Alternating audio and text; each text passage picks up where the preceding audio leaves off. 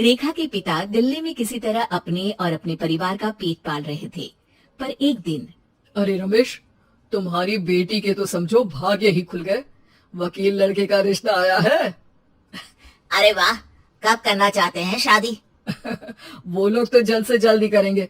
बाकी शाम को मैंने रेखा को देखने के लिए बुला लिया है। तेरा घर छोटा है तो तुम लोग मेरे घर ही आ जाना। राकेश और उसकी बीवी सारी तैयारी के साथ रोहित और रेखा की शादी कर देते हैं।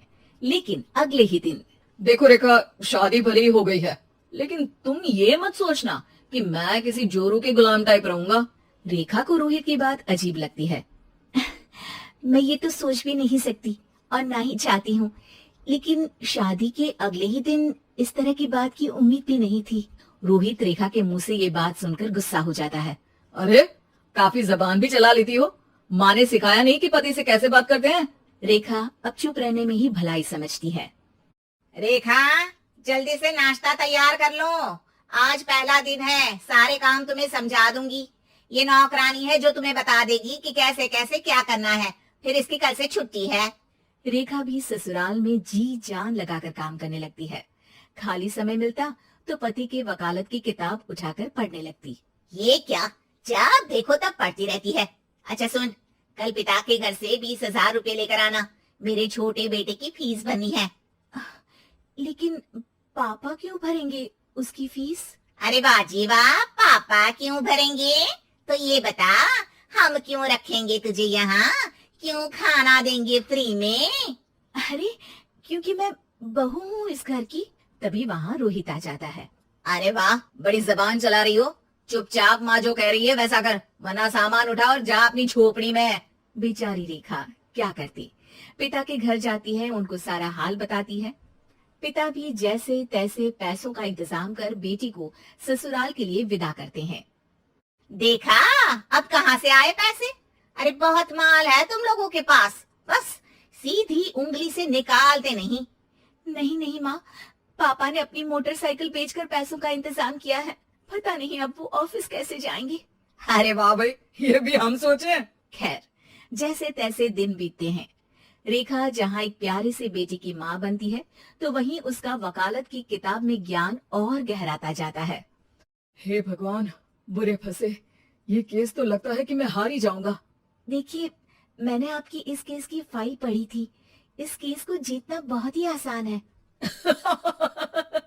वाह भाई वाह, यहाँ वकालत की डिग्री लेकर भी मैं समझ नहीं पा रहा हूँ, और तुमने रोटी बनाते ही केस समझ लिया। अरे जाओ जाओ, जाकर मुन्ने को संभालो। केस मैं संभालूंगा। ए लड़की सुन, जाकर अपने बाप की यहाँ से 3 लाख लेकर आ। पूरा घर फिर से बनाना है। छोटे की शादी करूंगी तो छोटी बहू को कहाँ रखूंगी? पूरा घर तो तूने घेर रखा है। ऐसा मत बोलिए माँ जी, पापा इतना पैसा कहाँ से लाएंगे? अब तो वो रिटायर भी हो गए हैं। हाँ, तभी तो बोल रही हूँ, रिटायरमेंट के पैसे तो मिले होंगे ना। लेकिन वो अगर आपको दे देंगे तो बुढ़ापा कैसे काटेंगे? रोहित रेखा की बात सुनकर गुस्सा हो जाता है। ए सुन, चल अपना सामान उठा, अपना बच्चा उठा और निकल यहाँ से। रेखा के लाख आग्रह के बाद भी रोहित और उसकी सास उसे घर में नहीं रखते। पापा, मैं तलाक चाहती हूँ। बेटा, मेरे पास वकील के पैसे नहीं है। पापा, आप मुझे वकालत करवा दीजिए, अपना केस मैं खुद लड़ूंगी। इस बार रेखा के पिता भी उसे ससुराल ना भेजकर रिटायरमेंट के पैसों से वकालत करवाते हैं। और फिर एक दिन कोर्ट के बाहर, रोहित, आज तुम अपना ही केस हार गए, वो भी उस लड़की से जिसकी तुमने कभी कदर ही नहीं की। रेखा, मुझे माफ कर दो। मैं इतनी बड़ी अमाउंट कहाँ से लाऊंगा? मैं हर महीने पैसे नहीं दे सकता तुमको।